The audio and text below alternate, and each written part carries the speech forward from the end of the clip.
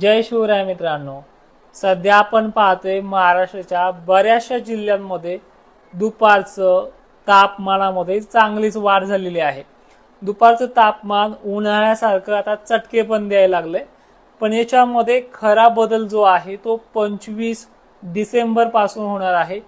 25-26 डिसेंबर पासून जळगावमध्ये उन्हाळ्यासारखं ऊन चमकणार आहे। चांगलंच दुपारचं ऊन आणखीन वाढणार आहे।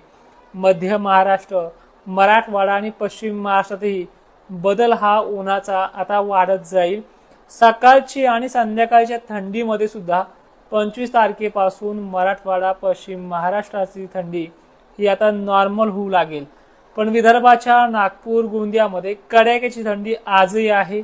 उद्या थोडासा बदल पाहायला मिळेल। 24-25 ला तो बदल थोडा नॉर्मल पाहायला मिळेल। पण 26-27 पासून थंडी जशी आहे तशीच त्या जिल्ह्यांमध्ये राहणार आहे। आता येत्या 48 तासामध्ये म्हणजे उद्यापासून काही ठिकाणी तर 21 पासून अनेक ठिकाणी दुपारनंतर किंवा संध्याकाळच्या पिरियडला ढगाळलेलं वातावरण हे WD मुळे होणार आहे।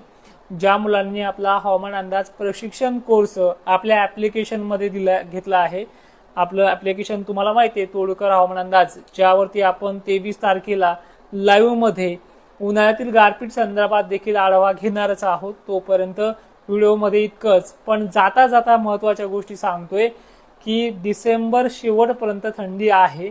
पण बऱ्याचशा भागांमध्ये जसे की खान्देश एरियामध्ये उन्हाची दाहकता ही 25-26 तारखेपासून म्हणजे त्या 5-6 दिवसानंतर चांगलीच वाढणार आहे।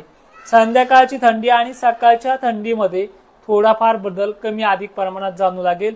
पावसाची शक्यता नॉर्मली पाहता किरकोळ असं ढगाळ वातावरण त्या 43 तासात होईल। त्यानंतर फारशी भीती आपल्याला नाहीये। मार्च आणि फेब्रुवारीच्या वातावरण बिघाडी संदर्भातचा आपला रिपोर्ट तुम्हाला मी मागच्याही पण रीलमध्ये सांगितलाय आणि व्हिडिओमध्ये सांगितलाय। तो 23 डिसेंबरला येणार आहे। सर्वांचंच लक्ष 23 डिसेंबरच्या रिपोर्टकडे आहे आणि त्यामध्ये आपण जिल्हे पण डिक्लेअर करणार आहोत। मित्रांनो, या रिपोर्टकडेच पाहून अनेक विरोधाभासी अंदाजाचे भूमिका पण घेणारे आहेत, जे आपल्या या रिपोर्टला टार्गेट करतात।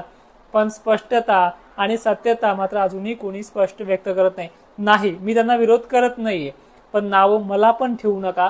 जो रिपोर्ट मी 23 तारखेला देणार आहे तो रिपोर्ट येणाऱ्या मार्च महिन्यामधला बदल दाखवणारा नक्की असणार आहे। कुठल्या भागांना काय भाकीत येतंय हे आता 23 तारखेला पाहूयात। तर सगळ्यांनी विनंती आहे, ऍप्लिकेशन डाउनलोड करा।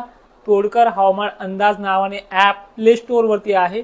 त्यामध्ये सविस्तर माहिती तुम्हाला 7:30 वाजता 23 डिसेंबरच्या रात्रीच्याला तो व्हिडिओ पाहायला मिळेल।